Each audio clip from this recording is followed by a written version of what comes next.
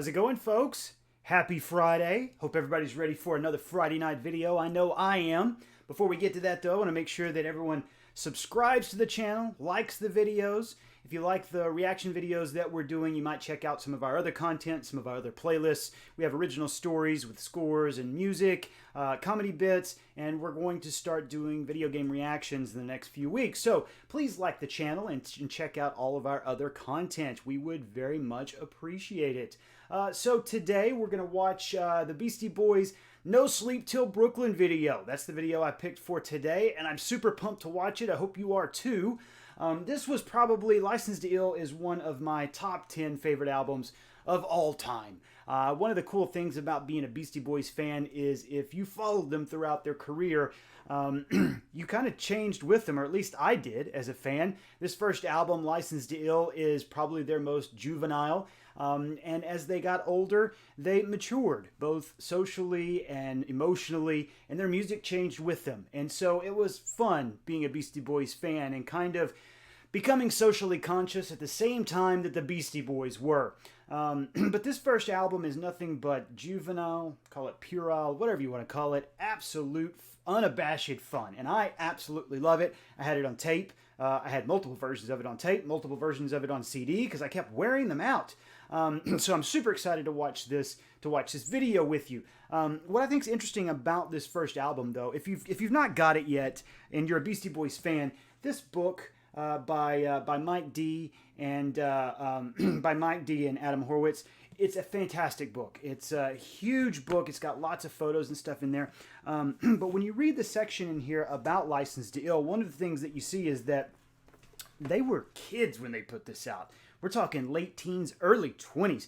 And when this blew up, when they exploded on the scene, they had no idea how to handle it. And No Sleep Till Brooklyn, the title is actually kind of a joke, or it was within the band at the time. So this is Mike D on the chapter about Licensed to Ill. This is what he writes about No Sleep Till Brooklyn in particular. We'd sit around drinking tall boys and coming up with ideas. One came from listening to a Motorhead live album called No Sleep Till Hammersmith. We started batting that name around and came up with the idea of writing this fantasy song about being a huge touring rock band and our hard life on the road. The joke was that we were like the opposite of big. I mean, we played 3 headlining shows outside NYC, so all the stuff we put in there was a fantasy version of us as cliched rock stars. Even the title, No Sleep Till Brooklyn, was a joke. Brooklyn is now the hipster capital of the world, but at the time, much of Brooklyn was infamous in the hip-hop world because it was so rough and dangerous that literally no rap shows could get booked there. So within the band, the title of the song, the stuff they talk about in the song, is really just a joke, and it's kind of a parody of what they thought they would be like as rock stars. Mike D writes a little bit later about the writing process. In the process, we stumbled upon what defined Licensed to Ill, fantasies of a life that we pretended to have, delivered in interweaving, accented, occasionally double and tripled vocals, which you'll hear in this song. Now, they later go on to say that they didn't really disavow the album, but as they got older, they kind of stopped playing a lot of these songs in concert, and when they did bring them back, they changed the lyrics pretty dramatically, because they were kind of embarrassed of these earlier songs. They thought that they were juvenile, they thought that they were kind of misogynistic and all that type of stuff, and I think that they also kind of resented having to be the caricatures that they thought they were. And this is a little bit later in this same chapter. Mike D writes that over the course of those 3 months on the road, this is after Licensed to Ill broke, we went from being like, this is the most exciting thing ever, I can't believe we're actually rock stars, to thinking, God, people really expect us to be these idiot caricatures of ourselves night after night. This kind of sucks. I know that might sound ungrateful or ungracious. It's just that we only saw ourselves as a band that played the music we loved. We didn't see ourselves having to act out a role, having to go on stage and be the 3 guys who throw beer and have a giant dick for a prop. And it never occurred to us that it would start to be demanded of us. We honestly just didn't know. And then later he writes, when it became this huge thing, and all these like frat dudes were buying our records and coming to our shows, we realized we couldn't control any of it.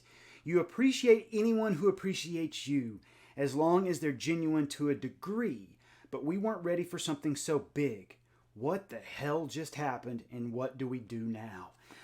So again, check this book out. It's fantastic if you're a Beastie Boys fan. I find it fascinating that one of the albums that is my absolute favorite, the artists themselves are kind of soured on. But having said that, oh boy, I can't wait to jump right into this video. And this is one of the first rap videos that was on constant rotation from MTV. So if you watched MTV at that time, you saw this video. Them and Run DMC were like the only two rap groups that were really doing it on MTV. So this week I thought I would go with a Shacksbury. Oh boy, chroma key don't like that. A Shacksbury Bad Boy. That's why we've got a cider. It's supposed to be a crisp cider. I thought that would go with the vocals here, crisp vocals. So happy Friday, everybody. Cheers. Let's dig into a little Beastie Boys, No Sleep Till Brooklyn. All right, here we go.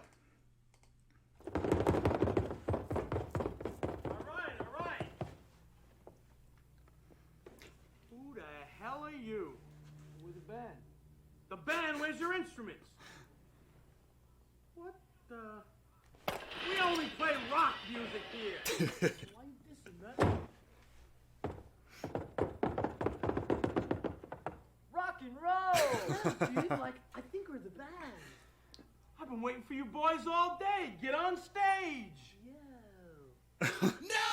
Now, one of the things that they write about in the book specifically is in this video and in the Fight for Your Right video, they are specifically making fun of bands like Kiss and Motley Crue. And so their outfits here are going to look very familiar to the outfits from like Theater of Pain, the Motley Crue album. Sleep till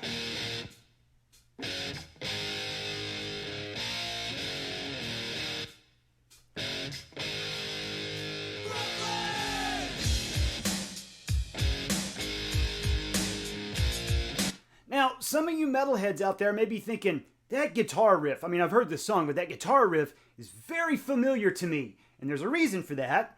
And here's the reason.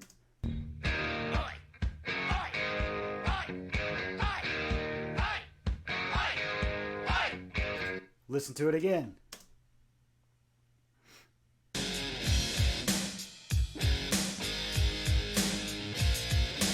Very, very similar guitar riff. Now that was intentional. It's not like they're ripping off AC/DC. Everybody knows who AC/DC is. I just find it fantastic that in the middle of this rap song, we have buried both Motorhead. Now we've got AC/DC buried in the middle of it. And in just a few minutes, we're gonna have something that's not buried. It's right in your face from heavy metal. And that was the cool thing about the Beasties. They went from punk rock to rap to metal to just everything. They crossed all the boundaries. Here we go.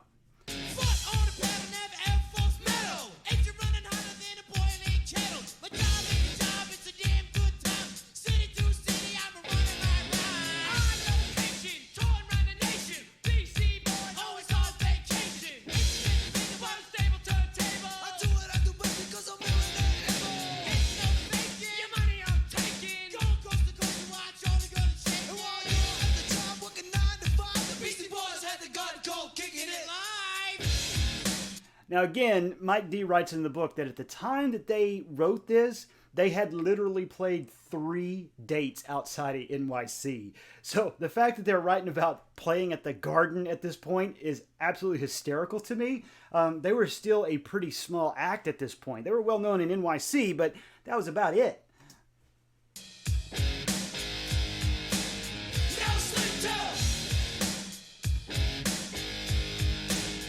Now we're about to have one of the coolest breakdowns ever in any song coming up. Get ready, buckle in.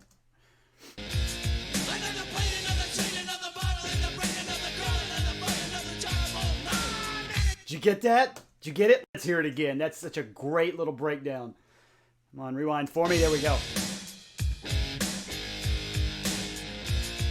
Another plane, another train, another bottle in the brain, another girl, another fight, another drive all night. Man, it's fantastic! Rock around the clock.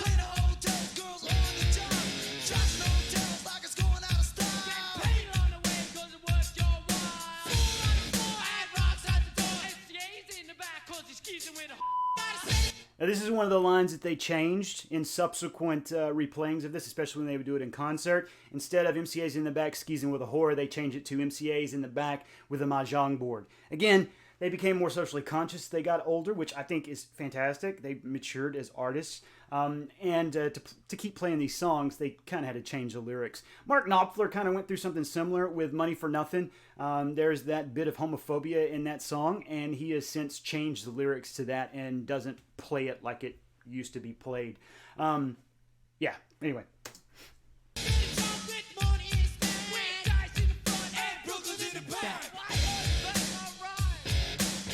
I just want to point out here that the way Mike D is dancing here, this move, that's the only move that I know. I learned it back in, I guess, what is this, 1986 or whatever it is, 1984.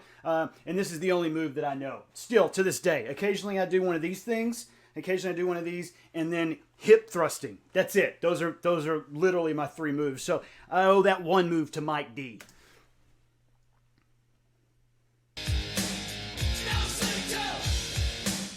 Here comes the man. Rest in peace, Adam Yauch.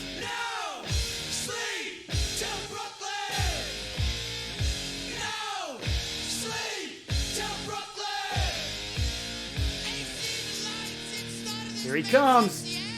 Bring it, MCA.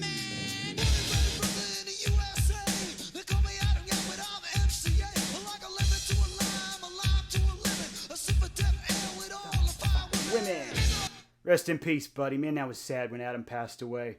The Alamo Draft House did a Beasties retrospective, and I went with a couple of friends, and we sat there all afternoon being kind of sad, but also being happy and watching literally every Beastie Boys video that the Alamo Draft House could drag up. It was a fantastic day. Celebrate the life of Mr. Adam Yauch. So rest in peace, buddy.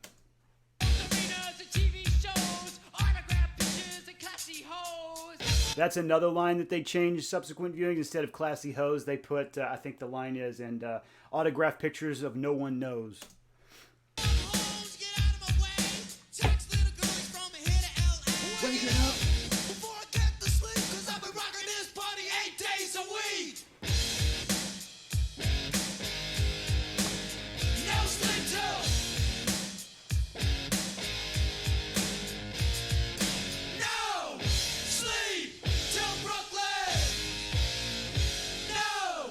Now be careful headbanging to this part. People have been injured headbanging at this part, and we were lucky enough that they caught it on camera. And if you watch closely, one of the guys here starts headbanging too hard, and he actually sustains an injury. It's kind of a Easter egg in this video. So I'm going to back it up a little bit. Watch the crowd, and I think you might be able to pick it out.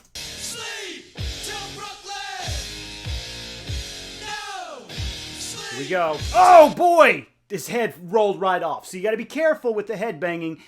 You have to do it carefully and with precision. Otherwise, your head could come off. Brooklyn! No! No! Sleep! Till Brooklyn! Brooklyn! No! No! Sleep! Till Brooklyn!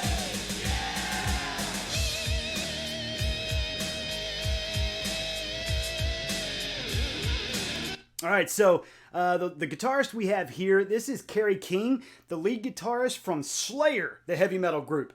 Interestingly enough, the producer for the Beastie Boys, Rick Rubin, was also Slayer's producer, and he talked Kerry King into coming in and doing a guitar solo for the song, as well as appearing in the video. And in the book, the boys describe they didn't get along very well with Kerry King. He didn't get their music.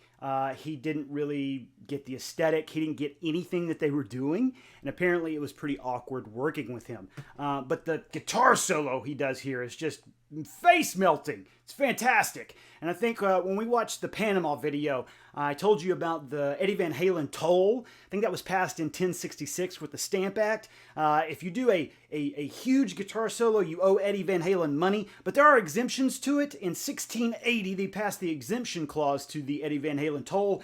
And so guys like Steve Vai, Dimebag Darrell, Chuck Berry, Jimi Hendrix, Kerry King, to some degree Mick Mars, these guys are exempt from the Eddie Van Halen toll. And the Eddie Van Halen toll, interestingly enough, is reduced for some guitarists. So for like Angus Young, He still has to pay a little bit, but not much. And then for other guitarists, it's doubled. It's doubled. So CC DeVille pays double.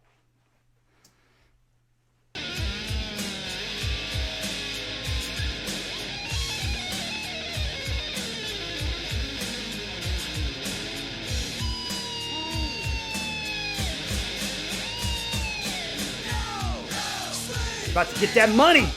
Beastie Boys got to get paid. Let's get him a jackhammer in it. Can't get it open.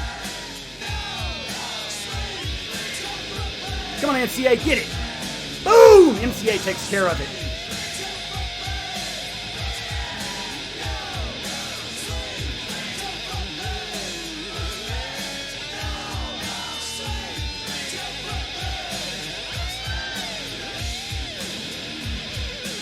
Man, that's a fantastic guitar solo by Mr. Kerry King. Boys got the money. Boys got the money. The boys didn't get the girl. They didn't get the girl. MCA knows too. Look at him. He's like, yeah, I get it. I get it. That monkey was playing the guitar. That's pretty rad. What?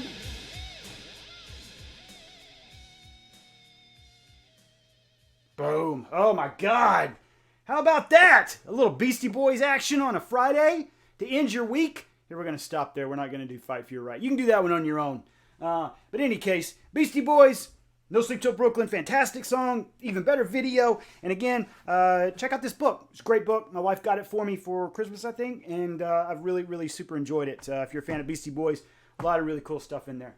All right, everybody, again, please make sure you like and subscribe to the channel. Like-Minded Lunatics is working very hard to bring you guys some lots of cool content, and we've got a lot of stuff on the channel, not just reaction videos. So please make sure you subscribe, check out our other playlists, and leave some comments for us. We like seeing your feedback. All right, folks, take care, and I will see you soon.